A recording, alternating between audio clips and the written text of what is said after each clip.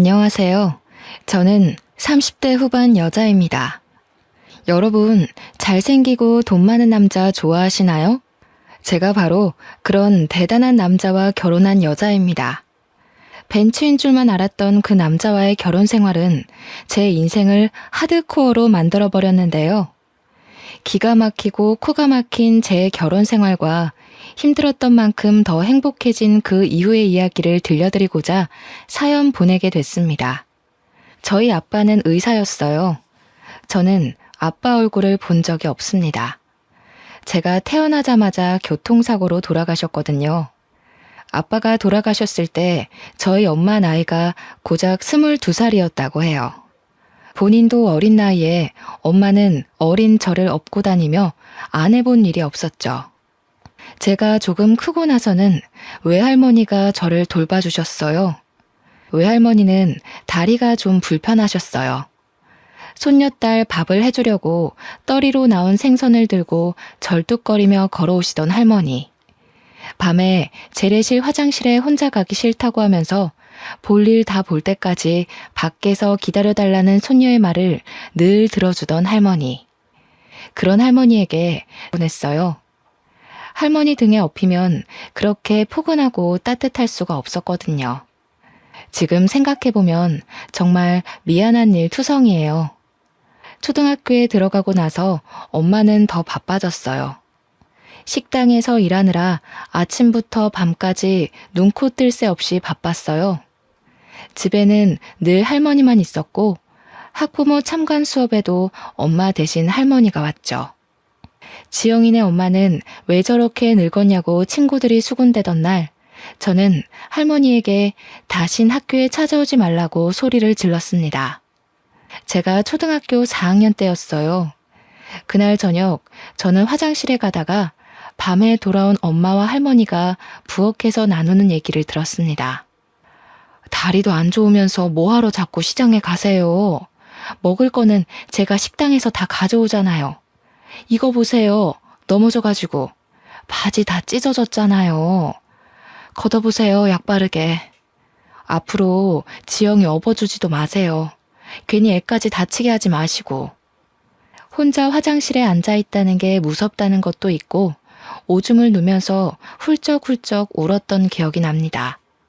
그날 저는 몰래 손전등을 켜고 잠든 할머니의 바지를 걷어 할머니의 깨진 무릎을 한참 들여다봤어요. 그러면서도 할머니한테는 학교에 찾아오면 절대 안 된다고 우겼죠. 몇 달 뒤에 할머니는 얼음판에서 미끄러져 골반뼈가 부러졌어요. 뼈가 붙지 않아 몇 달 동안 고생하시더니 결국 다음 해에 돌아가시고 말았습니다. 할머니가 돌아가시기 전 TV 프로그램에 나온 가족들이 둘러앉아서 배를 맛있게 깎아먹고 있었는데 할머니가 그걸 유심히 쳐다보시더라고요. 할머니, 저거 먹고 싶어? 할머니가 고개를 끄덕였어요. 저는 제 수중에 있던 몇백 원을 들고 시장으로 뛰어갔어요. 그런데 아무리 돌아다녀도 배를 찾을 수가 없었어요. 2월이었으니 배가 있을 리가 없었죠. 결국 저는 빈손을 호호 불며 집으로 돌아갔어요. 할머니는 추워서 제 곱은 손을 가져다 자기가 깔고 있는 요 안에 넣어주셨습니다. 할머니는 결국 배를 못 드시고 돌아가셨어요. 그 뒤로 저는 배를 잘 못 먹게 됐어요. 배만 보면 가슴이 아프더라고요. 나이가 조금씩 들수록 할머니 생각이 조금씩 더 났습니다. 제가 고등학교 1학년 되던 해에 저희가 새들어 살던 옆집에 할머니랑 손자가 들어와 살게 됐습니다. 옆집 할머니는 혼자서 손자를 키우고 계셨어요. 엄마 말로는 그 할머니 아들, 그러니까 그 집 남자애네 아빠도 의사였다고 했어요. 옆집 할머니 손자는 9살이었는데 말수도 적고 낯을 많이 가렸어요. 할머니네랑 저희는 금방 가까워졌어요. 귀가 어두운 할머니 대신 제가 전화를 받아드리곤 했죠. 엄마는 식당에서 음식을 가져올 때 옆집 목까지 가져오시게 됐죠. 할머니가 어린 손자 키우느라 혼자 애쓰는 게 안쓰럽다면서요. 할머니는 폐지를 주워 번 돈으로 손자를 어렵게 키우고 계셨어요. 저도 시간이 날 때마다 할머니 손을 덜어드리려고 그 집 청소나 빨래도 해드렸어요. 제가 학교 다녀오면 저녁 지어서 가져다 주고 옆집 손자랑 저랑 나란히 앉아서 숙제를 할 때가 많았죠. 그 애가 숙제를 잘하고 있나 들여다보면 애가 되게 똑똑하다는 걸 알 수 있었어요. 특히 초등학교 2학년 산수는 걔한테는 너무 쉬워 보였어요. 저는 근처 한 책방에서 윗학년 참고서를 싸게 사다가 걔한테 가르쳐 봤습니다. 뭐든 금방금방 이해하는 아이더군요. 그렇게 그 아이와 자주 지내다 보니 할머니가 돌아가신 이후 처음으로 혼자가 아니라는 느낌을 받았던 것 같아요. 누군가에게 마음을 준다는 것, 챙겨줄 대상이 있다는 건 생각보다 훨씬 더 좋은 일이었습니다. 저희 엄마도 늘 그러셨거든요. 너보다 힘든 사람들에게 친절하게 대하고 따뜻한 마음을 가져야 한다고요. 그러면 좋은 일이 생길 거라고요. 한 번은 옆집 할머니가 목욕탕에서 미끄러져서 다리가 부러졌어요. 할머니가 제대로 움직이질 못하니 집안 살림이며 손자 밥 챙기는 것까지 제가 다 도와드렸습니다. 할머니가 제 손을 잡고는 말씀하셨어요. 아이고, 지영이는 어쩌면 그렇게 이쁘고 상냥하니? 지영이 같은 며느리들이면 내가 소원이 없겠어. 지영이도 공부 열심히 해서 아빠처럼 의사 되렴. 지영이 같이 착한 의사가 있으면 병이 그냥 싹 나을 것 같아. 그건 저희 외할머니가 늘 하시던 얘기였어요. 할머니도 당신 사위, 그러니까 저희 아빠가 얼마나 잘생기고 착했는지 얘기하시면서 저도 아빠처럼 남을 돕는 의사가 되라고 하셨었죠. 그렇게 가족처럼 지내길 1년이 흘렀는데 제가 고2 때 저희는 이모가 살고 있던 충청도로 이사를 가게 됐어요. 엄마가 이모랑 이모부가 하던 농장 일을 좀 도우며 지내기로 하셨거든요. 친구들이랑 헤어지는 것도 슬펐지만 무엇보다 옆집 할머니랑 손자랑 헤어지는 게 슬펐어요. 할머니, 제가 자주 놀러 올게요. 무리하지 마시고 건강하게 계셔야 해요. 수환이도 할머니 말씀 잘 듣고 누나가 공부 도와주기로 했는데 미안해. 수환이는 진짜 훌륭한 사람이 될 수 있을 거야. 알았지? 제 말을 듣고 있던 그 애는 얼굴이 잔뜩 굳어져서 혼자 구석에 가만히 서 있더니 그만 대문 밖으로 뛰어나가 버렸어요. 그 뒤로는 다시는 할머니도 그 애도 만나지 못했습니다. 새 학교에서 적응하느라 바빴고 곧 고3이 되어서 정신이 없었거든요. 옆집 할머니랑 손자가 잘 지내는지 종종 생각이 났지만 얼마 뒤에 전화번호가 바뀌어 연락할 수 없게 됐어요. 나중에 찾아가 봤지만 이사 간 뒤였습니다. 그렇게 시간이 흘러 저는 대학에 가게 됐어요. 두 할머니는 제가 의사가 되길 바라셨지만 저는 사실 그렇게까지는 성적이 좋지는 못했어요. 의대는 못 갔지만 그래도 꽤 좋은 4년제 대학에 간호대를 갔어요. 열심히 공부해서 그 학교 대학병원에 취직도 했습니다. 간호사 일은 힘들었어요. 선배들 괴롭힘도 심했고 매번 환자가 돌아가시는 걸 봐야 하는 건 마음이 정말 힘들더군요. 그래도 아빠 생각도 나고 저는 남들 돌보는 일에 보람을 느끼며 일하고 있었습니다. 그리고 거기서 알게 된 남자가 저에게 구애를 하기 시작했습니다. 30대 중반의 성형외과 전문의였는데 시원시원한 이목구비에 키도 크고 비싼 스포츠카를 몰고 다니는 남자였죠. 한마디로 번지르르한 남자였습니다. 집이 엄청 잘 산다는 소문이 자자했어요. 병원에서 얼굴 좀 반반하다 하는 간호사들은 다들 그 사람 관심을 끌어보려 애쓰고 있었어요. 근데 저 진짜 궁금한 게 있는데 저 같은 애가 어디가 좋아서 이렇게 잘해주시는 거예요? 성훈 씨 주변엔 저보다 집안도 좋고 예쁜 여자들 많잖아요. 글쎄요. 저는 비슷비슷한 여자들은 질려서 말이에요. 그러니까 그게 그렇다기보다는 예쁘고 그런 거는 다 소용없는 것 같아요. 지영 씨 같이 착한 여자가 최고죠. 사귄 지 6개월쯤 지났을 때 그 남자가 갑작스레 청혼을 하더군요. 다이아가 박힌 반지를 내미는데 그만 말문이 막히고 말았어요. 내 나이 35, 제 인생에 그렇게 비싼 반지를 받을 거라 생각해보지 못했거든요. 제 결혼은 처음부터 삐걱거렸어요. 시어머니는 식사 내내 저를 무슨 동물원 원숭이 마냥 안 입고 온 얼굴로 훑어보더니 결국 제가 잠깐 자리를 비운 사이에 남편에게 불만을 늘어놓고 있더군요. 아무리 아무나 못 드린다고 해도 그렇지. 어떻게 저렇게 빈티나는 애를 데려와? 저런 애들 우리 집안 돈 보고 달려들어서 어떻게든 빨아먹어보려고 기생충같이 들러붙는 건 몰라? 지영이는 진짜 그런 애 아니라니까요. 결혼 빨리 해야 하는데 그만 좀 하세요 진짜. 어휴, 고심 끝에 악수 둔다더니 제 아빠 닮아서 이상하게 촌스러운 여자들이나 좋아하지. 나중에 엄마 말 들을 걸 그랬다고 후회하지나 마라. 엄마는 너무 차이나는 결혼 아니냐면서 걱정을 하셨어요. 상견례 하고 나서부터는 더 걱정이 많아지셨죠. 지영아, 결혼은 신중하게 해야지. 아무래도 엄마는 마음이 좀 편치가 않네. 네 신랑도 그렇고 너무 잘난 집안인 것 같아. 우리 이쁜 딸 괜히 그 집안 사람들 등살에 속 썩는 거 아닌지. 너무 걱정하지 마세요. 부자들은 원래 자기 집에 누구 들일 때 깐깐하잖아요. 제가 들어가서 잘하면 생각이 바뀌실 거예요. 나 원래 어른들한테 이쁨 받는 스타일이잖아. 뭐가 그리 급했는지 남편 성화에 결혼은 번갯불에 콩 구워 먹듯 이루어졌어요. 병원에는 우리 둘이 결혼한다고 소문이 쫙 났고 절 질투하는 시선도 많았습니다. 전 아빠가 없이 자랐기 때문에 어릴 적부터 어서 빨리 저만의 따뜻한 가정을 꾸리고 싶다는 생각이 컸죠.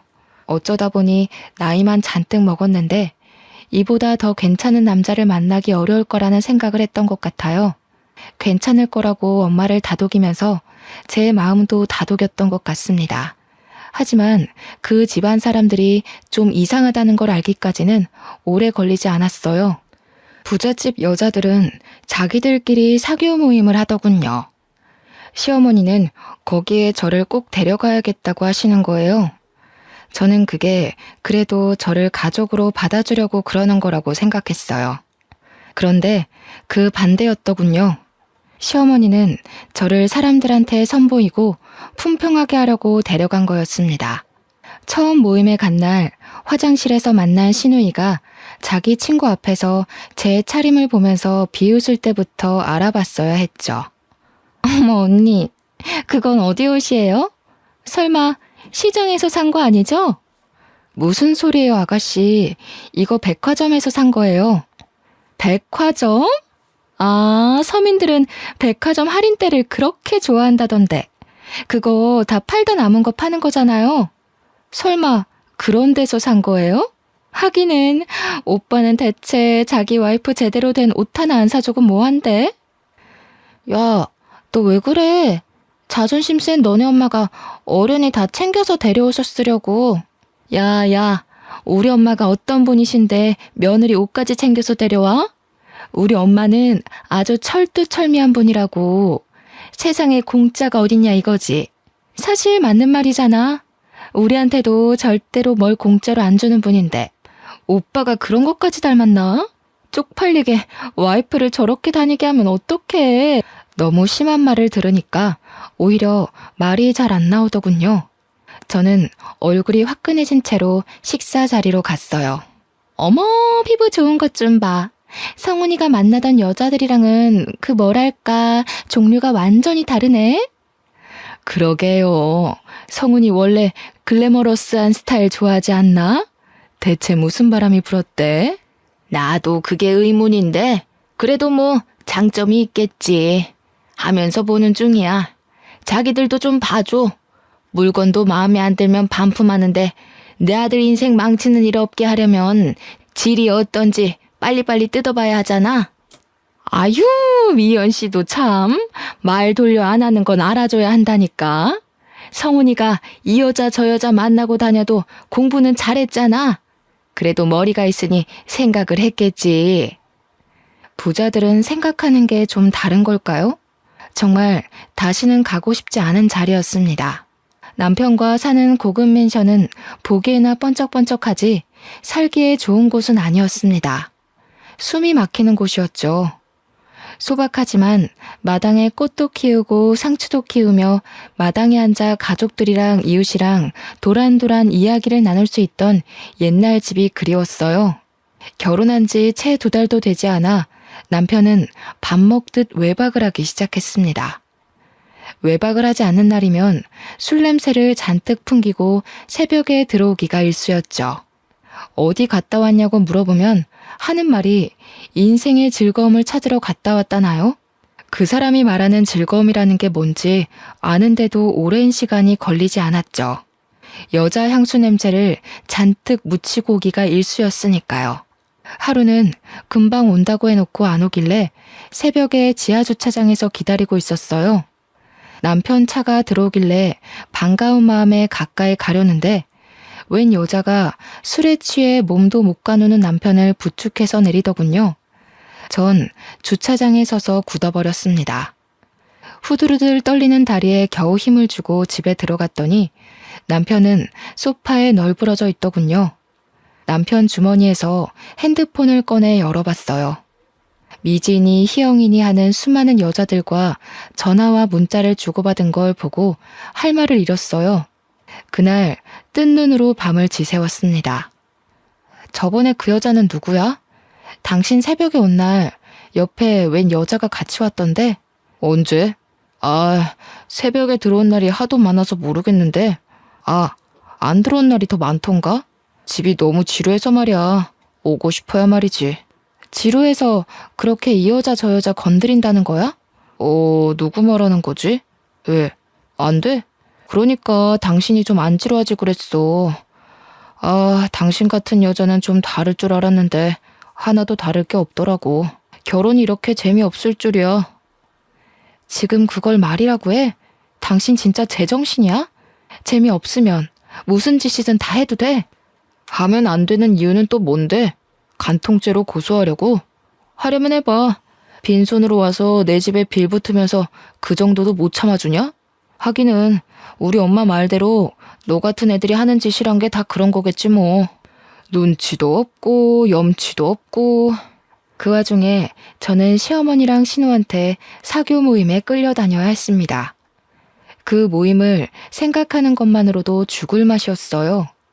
바보 같은 생각이지만 그때는 그것도 안 하면 그대로 이혼일지도 모른다는 생각에 거부할 수가 없었어요. 아이고, 지영씨 잘 지냈어? 어떻게 얼굴이 좀 안 좋아 보이네? 하기는 성훈이 같은 남자랑 살기가 쉽지 않지? 시어미도 시어미인데 성훈이가 진짜... 성훈이가 우리 딸 싫다 그러길 천만 다행이었달까? 요즘 일이 힘들어서요. 세화 아주머니는 잘 지내셨어요? 아주머니는 갈수록 더 이뻐지시는 것 같아요. 나? 내가? 어머, 고마워. 남들이 그렇게 말하면 빈말 같은데 지영씨가 말하면 진짜 같다니까.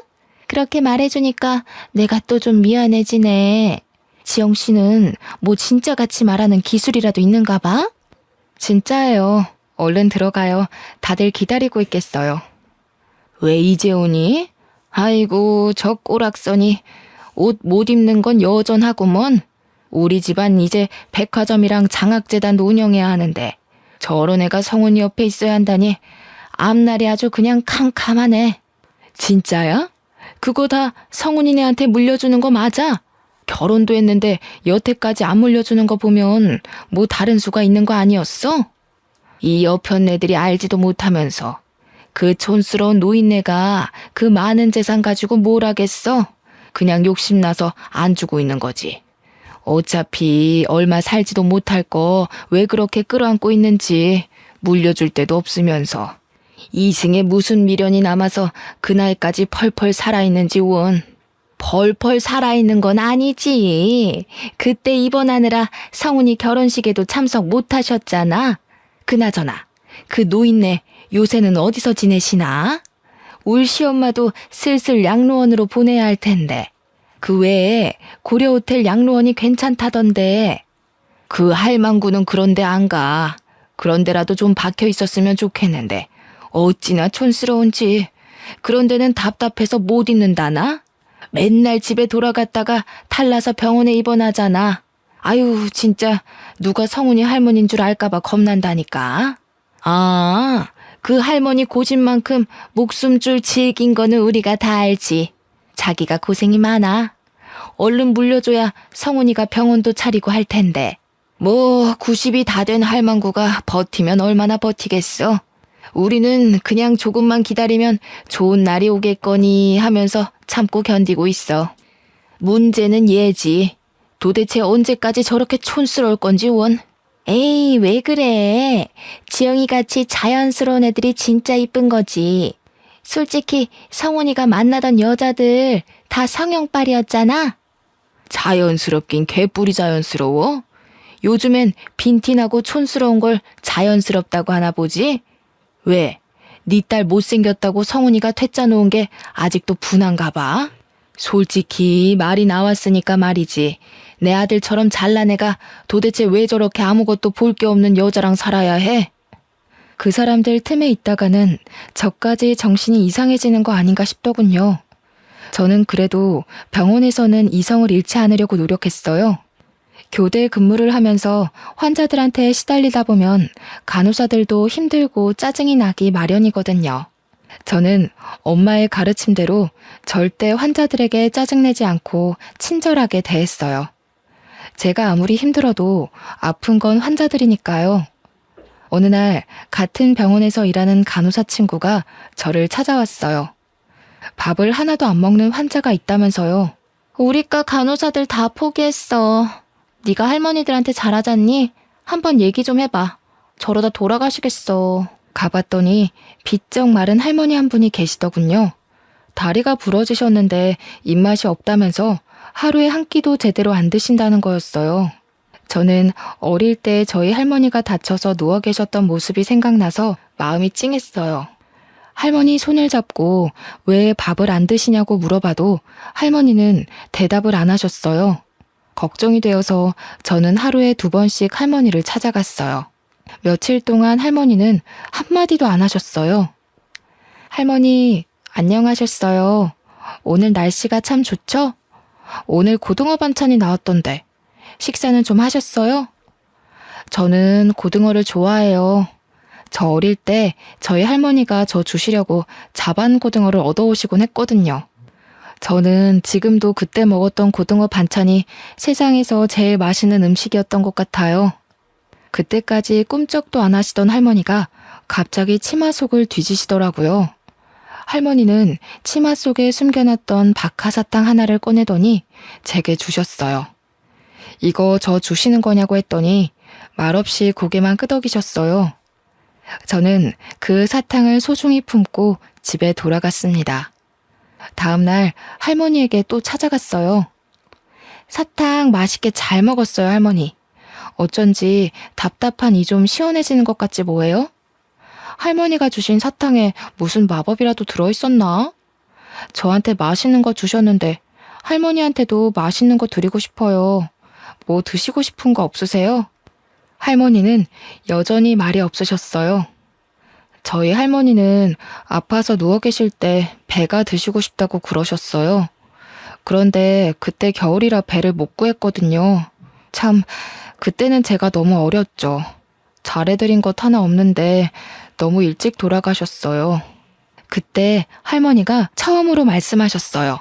막걸리. 어? 막걸리요? 아, 술은 좀 그런데. 할머니, 막걸리 말고 다른 거 드시고 싶은 건 없으세요? 막걸리. 아이고, 알겠어요, 알겠어. 막걸리 가져다 드릴게요.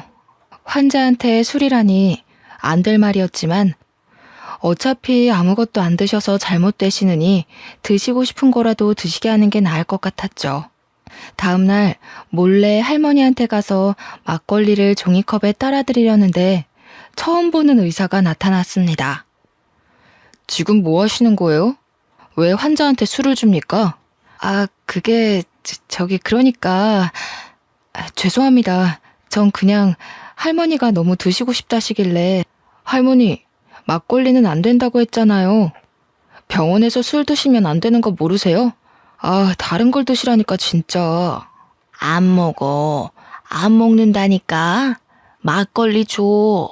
저렇게 드시고 싶다는데 딱 한 잔만 드리면 안 될까요? 안 되는 건 아는데 이거 드시면 입맛이 도실지도 모르잖아요.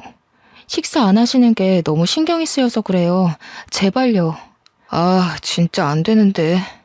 결국 저는 할머니에게 막걸리를 드렸어요. 정말 다행인 건 그날 할머니가 저녁 식사를 하셨다는 거였습니다. 저를 말리던 의사는 새파랗게 어린 인턴 의사였어요.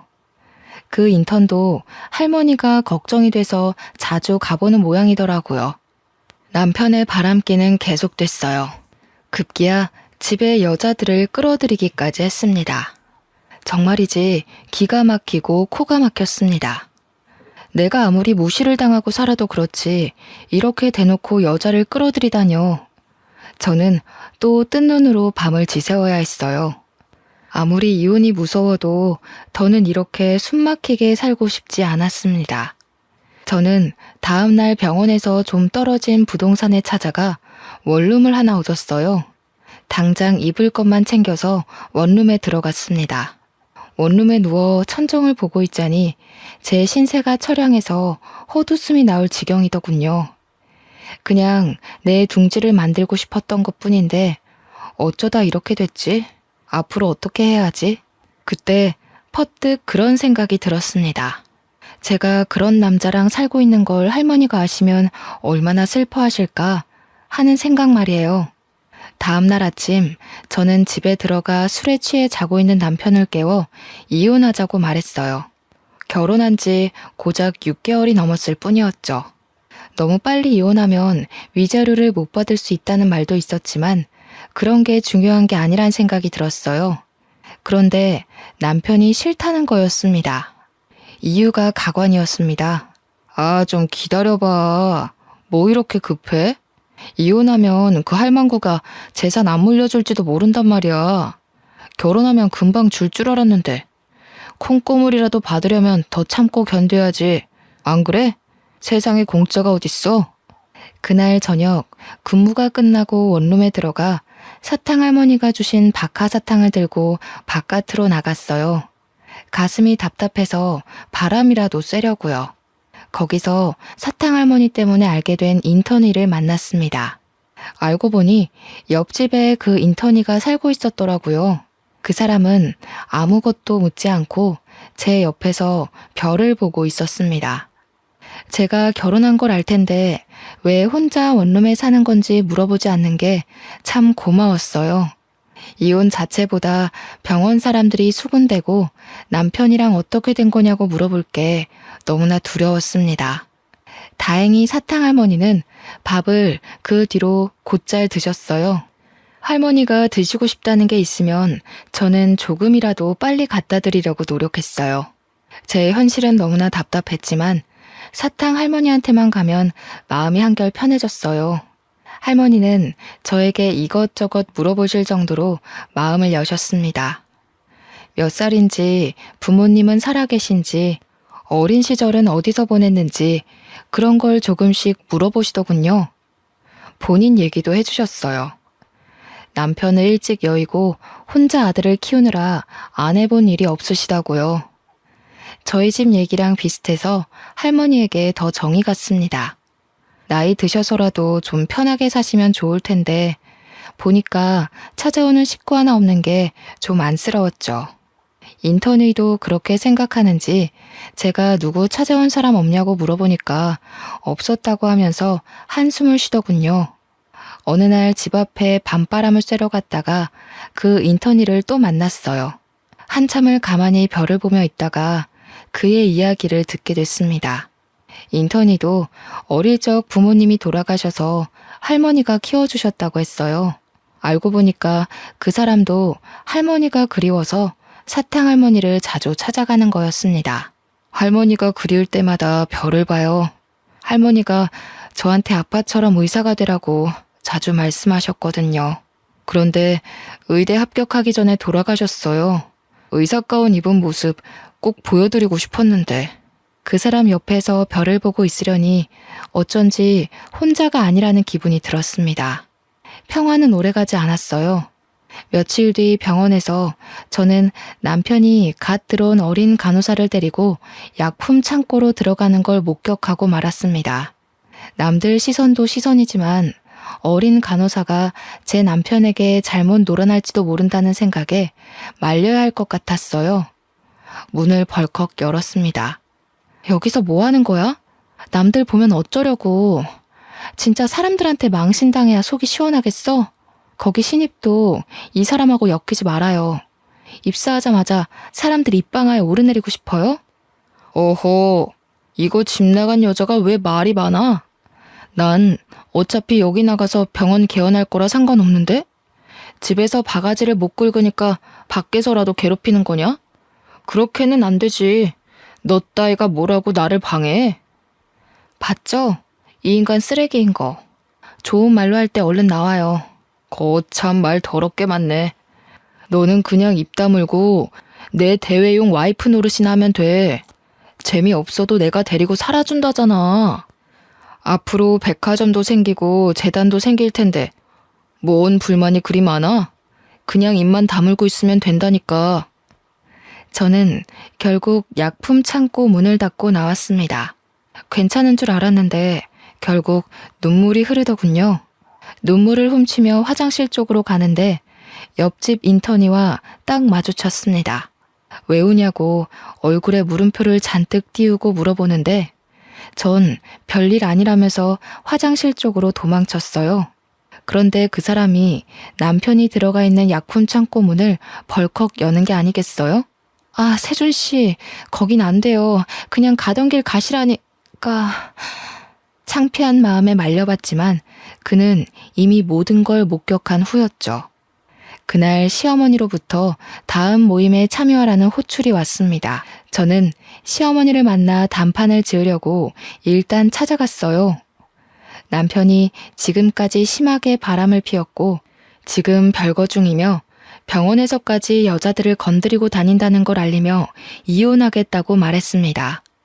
그런데 이 집안 사람들은 저를 실망시키는 법이 없더군요.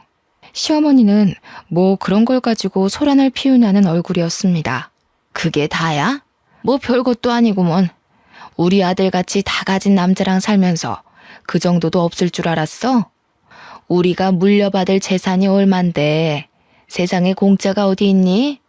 성훈이가 너랑 이혼한다고 안 하는 것만 해도 다행인 줄 알아.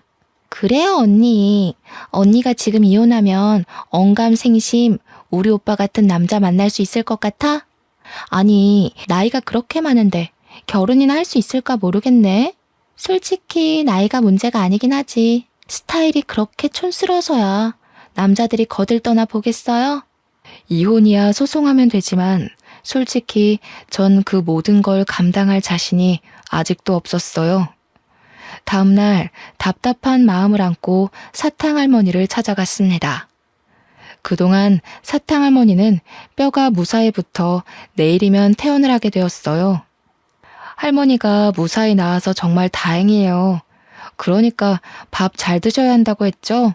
그래도 살도 좀 붙으시고 한결 좋아지셨어요. 할머니 퇴원 기념으로 제가 소원 하나 들어드리고 싶은데 혹시 바라는 거 있으세요? 네 남편이 이병헌 의사 조성훈이야? 그 엄마가 강남타워 사는 김미연이고 맞지? 네, 맞아요. 아이고, 우리 할머니는 귀도 밝으시네. 어떻게 그걸 다 아셨대? 하긴 사람들이 어지간히 떠들죠. 귀가 밝으신 거 보니까 밥도 많이 드실 수 있겠다.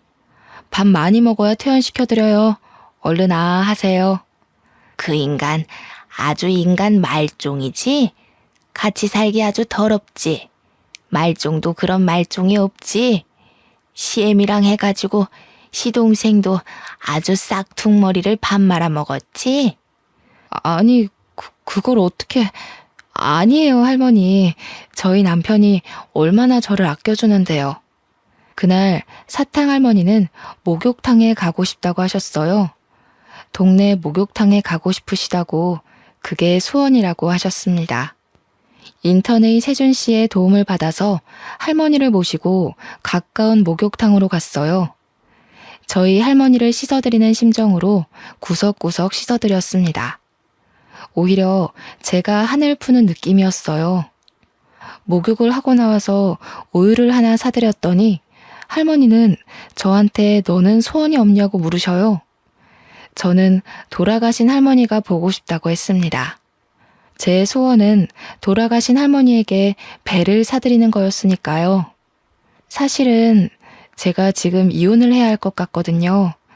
정말 좋은 가정을 꾸릴 수 있을 줄 알았는데 제가 겉모습만 보고 단단히 착각한 거였어요. 결혼한 남자를 고를 때는 저희 엄마 말대로 신중하게 생각을 했어야 했는데 제가 정말 바보였어요. 그러게, 너 같은 애가 어쩌다 그런 인간 말종이랑 결혼을 했어? 엄마가 말릴 때 들었어야 했는데 이제 와서 이혼한다 그러면 엄마가 얼마나 속상해 하실지. 저는 그렇다 쳐. 엄마가 속상해 하실 거 생각하면 시어머니가 그 집 사람들이 저를 투명인간 취급해도 참아야 하는 거 아닌가 하는 생각이 들어요. 참긴 뭘 참아. 네가 무슨 열부라고 그딴 것들을 참고 있어? 이혼 그거 별거 아니여. 내가 살아보니까 말이여. 세상에 별일이랄 거 하나도 없어. 그저 자기 사람들하고 재밌게 살면 되는 거요. 네가 엄마 때문에 그런 놈이랑 이혼 못한다는 거 알면 네 엄마가 퍽이나 좋아하겠다. 할머니가 핀잔 주듯 말씀하시긴 했지만 그렇게라도 털어놓으니 마음이 한결 홀가분하고 할머니 말씀이 맞는다는 생각이 들었어요. 다음날 사탕 할머니한테 가보니 이미 태어나신 후였어요. 그런데 간호사 하나가 저한테 김양순 할머니가 전해주라고 했다면서 봉투 하나를 건네더군요. 봉투 안에는 A4 용지에 인쇄된 편지가 한 장, 그리고 유언장이 들어있었습니다. 변호사가 할머니 대신 작성한 편지와 유언장의 내용인 즉슨 저한테 유산의 반을 물려주겠다는 거였습니다. 지영이 보거라. 나는 내 나이 20도 안 되어 애 아빠를 먼저 보내고 안 해본 일이 없이 살았다. 열심히 하면 나라고 떵떵거리며 살지 못하리라는 법이 없으리라고 생각했어. 안 해본 일이 없었지. 닥치는 대로 일했단다. 결국 강남이 개발되기 전에 산 땅값이 어마어마하게 불어났고 나는 서울에 백화점을 갖게 되었단다. 부자가 되어 떵떵거리는 거 그게 그렇게 소원이었는데 그것도 별거 아니더구나. 남편을 일찍 보낸 것도 모자라 아들까지 일찍 보내고 나니 정말 사는 낙이 없었어. 돈이 아무리 많으면 뭐하겠니? 즐거운 일을 나눌 사람이 없는데. 짧은 시간이었지만 너랑 세준이를 만나서 참 행복했단다. 내 증손주조차 내가 저 일하는 병원에 입원해도 창피하다고 한 번도 찾아오지 않았는데 너희들이 매일같이 찾아와줘서 얼마나 즐거웠는지 모른다. 특히 지영이 네 덕에 몇십 년 만에 사는 재미를 느껴봤다. 내 증손주가 네 남편 조성훈이다. 증손자 며느리인 줄 알았으면 진작에 말을 해줄걸. 우리 아들은 반듯한 애였는데 손자나 증손자가 왜 그 모양인지 모르겠다. 조성훈이라는 녀석 아무리 고쳐 쓰려고 해도 어려운 몹쓸 놈인 거 내 속속들이 잘 알고 있다. 네가 그런 남편의 시애미까지 감당하느라 그동안 얼마나 고생이 많았니? 나는 갈 날이 얼마 남지 않았다. 가기 전에 이승에서 기쁨을 느낄 수 있게 해줘서 정말 고맙구나. 내 성희가 네가 당한 아픔에 조금이라도 위로가 되면 좋겠다. 유언장에 따르면 저뿐만 아니라 인턴의 세준 씨한테도 원룸 건물이 하나 주어졌습니다. 이게 무슨 자다가 하늘에서 떡이 떨어지는 소리일까요? 사탕할머니가 남편의 증조 할머니였다니. 그것도 놀라운데 저한테 재산의 반을 주시겠다니. 저희 엄마가 늘 남들한테 잘하면 자다가도 떡이 생긴다고 했는데 그게 이런 걸 말한 거였나 봅니다. 편지에는 재산의 나머지는 모두 기부하겠다는 내용도 있었습니다. 그러니까 내 남편 조성훈과 시어머니 김미연, 그리고 시누이 조성미까지 증조 할머니로부터 아무것도 받지 못한다는 거였죠. 그들은 받지도 않을 재산을 받을 걸 계산해 돈을 끌어다 쓰고 있었는데 큰일이 난 거였죠. 대학병원 탈출한다고 노래를 부르던 남편은 대출을 내서 병원을 꾸려 이제 개업만 앞둔 상황이었습니다. 남편은 결국 다 차려놓은 병원을 몽땅 빚으로 떠안게 되었습니다. 돈도 돈이지만 의사 면허를 잃었거든요. 남편이 약품 창고에 들락거리는 걸 이상하게 생각한 인턴의 세준 씨가 남편이 마취약품을 몰래 빼돌린다는 사실을 알게 됐고, 조사 끝에 남편이 그 약품들을 각성제 등의 용도로 엄청나게 복용하고 있다는 것이 밝혀졌습니다. 어쩐지 그 인간 하는 짓이 정상은 아니긴 했죠. 저는 세준 씨에게 감사 인사라도 해야 할 것 같아서 음료수를 들고 세준 씨 집 앞으로 갔어요. 초인종을 누를까 하다가 그냥 음료수만 두고 오려는데 문이 열리고 세준 씨가 나왔습니다. 고마웠다고 인사라도 하려고 왔어요. 이제 자주 못 뵐 것 같아서. 절 위해서 하신 일은 아니겠지만 덕분에 남편한테서 벗어날 수 있게 된 것 같아요. 세준 씨도 부모님 없이 어렵게 큰 것 같던데. 할머니가 세준 씨 것도 남겨주셔서 다행이에요. 저한테 다 주시긴 했지만. 받을만 하니까 주셨죠. 지영 씨는 받을 자격 있어요. 제가 그걸 다 어디다 쓴다고 저한테 그렇게 큰 돈을 물려주셨는지. 아무튼 다음 주에 할머니 뵈러 갈 건데 괜찮으시면 저랑 같이 가요. 돈이야 좋은 데 쓰면 되죠. 근데 아직도 저 모르시겠어요? 예? 모른다니 뭘. 저 수환이에요. 옆집 살던 지수환이요. 누나가 저 공부도 가르쳐주고 밥도 해주고 그랬잖아요. 할머니가 이름 바꿔야 한다고 바꿔주신 건데 아무리 그래도 그렇지 어떻게 그렇게 몰라보세요? 저는 누나 보자마자 알아봤는데. 누나 이사가고 얼마나 누나 생각 많이 했는데요. 그런 남자랑 결혼할 줄 알았으면 진작 찾아내는 건데. 그 꼬질꼬질한 꼬마가 의사가 됐다고? 어릴 때부터 똑똑하긴 했지만 이름도 다른데다 그때랑 달리 키가 너무 훤칠하게 크고 인물도 훨씬 좋아져서 못 알아봤던 거였어요. 남편이랑 시댁 식구들은 아직 유언장에 대해 모르고 있었습니다. 그 주에 저는 시어머니가 저를 짓밟기 위해 데리고 다녔던 그 사교 모임에 제 발로 나갔습니다. 지영씨, 미연씨가 그러는데 지영씨가 바람 피워서 이혼하게 됐다면서? 그게 사실이야? 아무리 봐도 지영씨가 그럴 사람이 아닌 것 같아서 말이야. 미연씨가 거짓말한 거지? 하긴 그 여자 거짓말이야. 하루 이틀 들은 게 아니니까. 저는 들어가자마자 유언장 사본을 시어머니에게 던져버렸습니다. 바람을 피우긴 누가 피워요? 당신 아들이 쓰레기의 망난이라서 이 여자 저 여자 건드리고 다니고 병원 약까지 빼돌려서 마약놀이 하다가 의사면허 정지당한 거잖아. 이제야 내가 맘 편히 이혼할 수 있게 됐는데 쓰레기 같은 아들이 한 짓을 나한테 떠넘겨? 뭐야, 이게 병원에서 잡돌이에서 내 아들 앞길을 막더니 여기까지 와서 뭐라고? 당신 아들이 망나니인 게 내 잘못이야? 당신이 잘못 키운 탓이지. 어떡해요?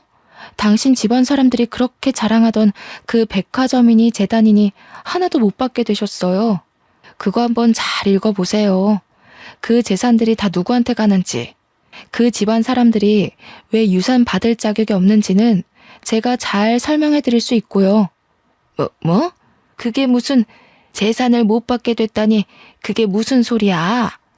니까짓 게 그런 걸 어떻게 알아? 응? 내 아들 앞길 막는 것도 모자라서 재산까지 가로챈다는 거야? 니 처녀는 그냥. 시어머니가 일어나 제 뺨을 때리려 하는데 사교 모임 사람들이 다 같이 시어머니를 막았어요. 사람들이 시어머니를 끌고 나가 문 밖으로 밀어버렸습니다. 그리고 문을 잠가버렸어요. 시어머니가 문을 막 두드리면서 소리를 질렀습니다. 자기들이 나한테 어떻게 이럴 수 있어? 이러고도 후회 안 할 것 같아? 되게 시끄럽네 진짜. 진작에 끌어냈어야 하는 건데 저 품이 없는 소리 듣는 것도 하루 이틀이지 귀가 썩을 것 같았다니까. 맞아요, 맞아. 아유, 진짜 어찌나 천박한지. 우리가 어이없어서 어떻게 하나 보려고 어울려주는 것도 모르고 자기가 무슨 여왕님이라도 된 것처럼 굴잖아. 가진 것도 쥐뿔도 없는 게. 저는 받은 유산의 대부분을 사회에 환원했어요. 남들이 생각한 것처럼 병원을 그만두지도 않았죠. 저는 제 일을 좋아하거든요. 사탕할머니한테 재산보다 훨씬 더 좋은 선물을 받았거든요. 바로 지금의 남편 세준 씨입니다. 어릴 적 제가 이사 간다고 잔뜩 골이 나서 집 밖으로 뛰쳐나가던 소년 수환이는 18년이 지나 신경외과 의사가 되어 제 앞에 나타났고 제 남편이 되었습니다. 제가 어린 남자랑 결혼한다는 소문이 돌자 남편은 집 앞에 와서 문을 두드리며 자기가 잘못했다고 한 번만 봐달라고 빌다가 경찰에게 잡혀갔어요. 저희 부부는 마당이 있는 집을 사서 저희 엄마와 사탕할머니를 모시고 와서 함께 살았습니다. 딸도 하나 낳았고 저희가 그렇게 그리워하던 사람 사는 재미를 실컷 느끼면서 살고 있습니다. 사탕할머니가 몇 년 후 돌아가셨지만 돌아가시기 전까지 저희와 즐거운 추억을 많이 쌓으셨어요. 제 이야기는 여기까지입니다.